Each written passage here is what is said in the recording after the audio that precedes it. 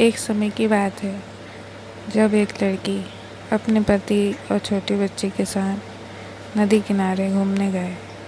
वहाँ उन्होंने खूब मस्ती की। बारिश का समय था, नदी में खूब पानी था। सभी ने खूब खेला नदी में, इधर से उधर खूब पानी उछाला एक दूसरे पर। खेलते खेलते उन्हें दोपहर हो गई।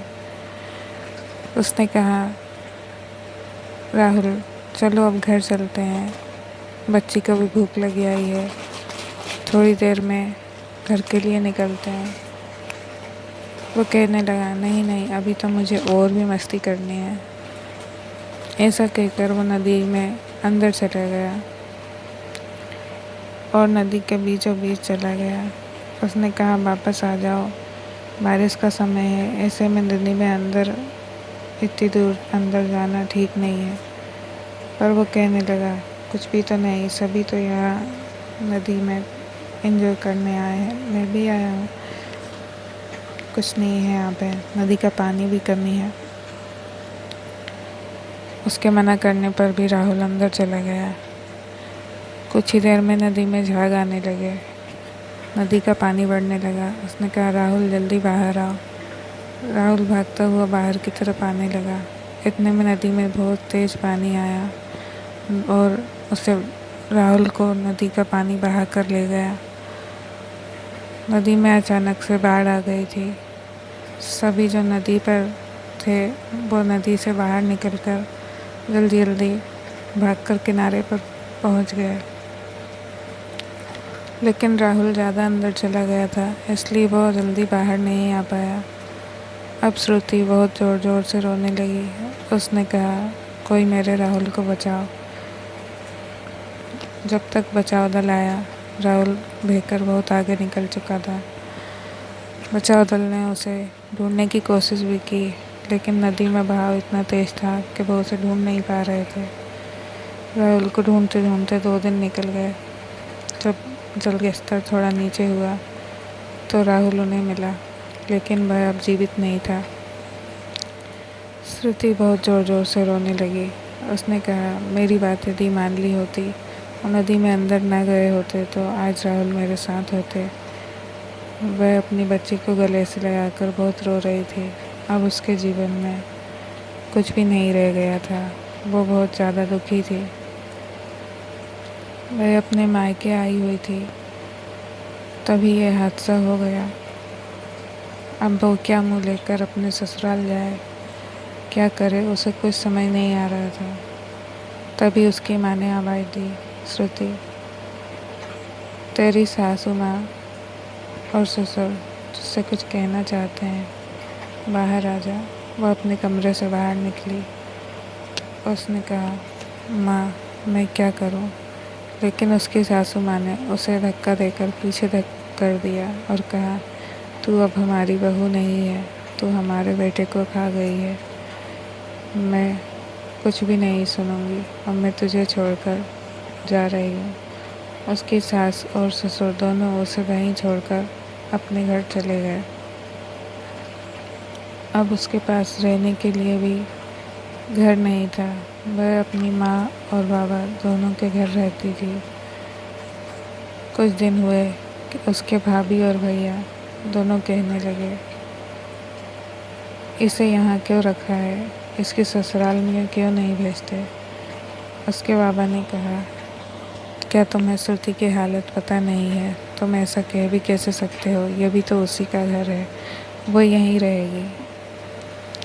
इसी तरह दिन रात श्रुति के बाबा और उसके भाई का झगड़ा होता और उसकी भाभी तो उसे दिन रात इतना ताने मारती कि हद ही पार कर देती। वो कहने लगती, पहले तो ये अपने पति को खा गई है और अब हमें भी खाना चाहती है, इसीलिए यहाँ रह रही है।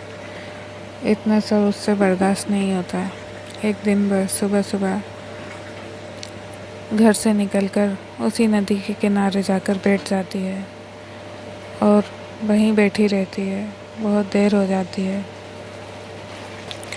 वहाँ बैठे बैठे वह कुछ सोचने लगती है।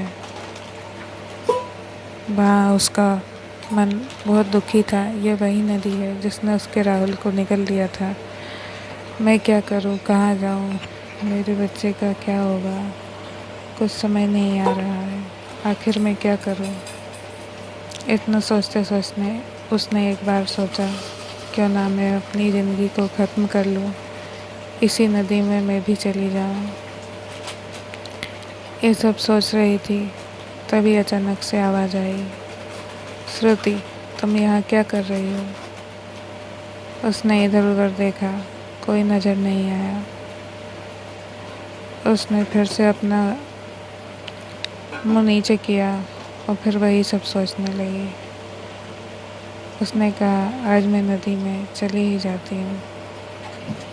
उसने अपना कदम बढ़ाया, तभी उसके पीछे किसी ने एक हाथ रखा। उसने देखा तो उसके बाबा खड़े थे। श्रुति, तुम क्या कर रही हो, तुम इस तरह से नदी में क्यों उतर रही हो। श्रुति उन्हें देखते ही ज़ोर ज़ोर से रोने लगी। तो मैं क्या करूं बाबा, अब मैं कैसे जीऊँ, किसके लिए जीऊँ, मेरा जीवन बेकार है। उसके बाबा ने उससे कहा, क्या तुम अपने बच्चे के लिए नहीं जी सकती, वो तुम्हारा इंतज़ार कर रहा है, सुबह से उसने कुछ खाया भी नहीं है, तुम्हें उसकी फिक्र नहीं है क्या। बहुत फिक्र है, लेकिन मैं क्या करूं, मैं उस घर में भी नहीं रह सकती, दिन रात की बातें मुझसे सुनी नहीं जाती है। तभी उसके बाबा ने कहा, तुम इतनी क्यों फिक्र कर रही हो, यदि तुम वहाँ नहीं रहना चाहती तो तुम मुझसे एक बार कह देती, मैं तुम्हारे लिए कोई और जगह इंतज़ाम कर देता। मैंने तो तुम्हें अपने साथ इसलिए रखा हुआ था ताकि तुम अकेली ना रहो। इस बुरे समय में अगर तुम अकेली रहोगी तो कहीं अपने साथ कुछ कर ना लो, इसीलिए मैंने तुम्हें कहीं और नहीं रखा। श्रुति के बाबा अब समझ चुके थे, उनकी बेटी को कुछ समय अकेले रहने की बहुत ज़रूरत है।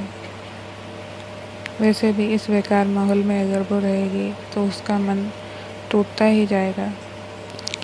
उन्होंने शहर में एक घर खरीद रखा था। उन्होंने श्रुति को और उसके बच्ची को वहीं रहने के लिए इंतज़ाम कर दिया और वह उसे अगले ही दिन वहाँ छोड़ने चले गए। अब श्रुति अपने नए घर में रहती है और अपने बच्चे के साथ बहुत खुश है। अब वह समझ गई है कि उसके पास उसकी बच्चा है जिसका ख्याल वो रख सकती है और उसे किसी के आगे हाथ फैलाने की भी ज़रूरत नहीं है, क्योंकि उसके बाबा ने उसके लिए एक बढ़िया सी दुकान खोल दी है जिसको वह चलाती है और खूब खुश रहती है।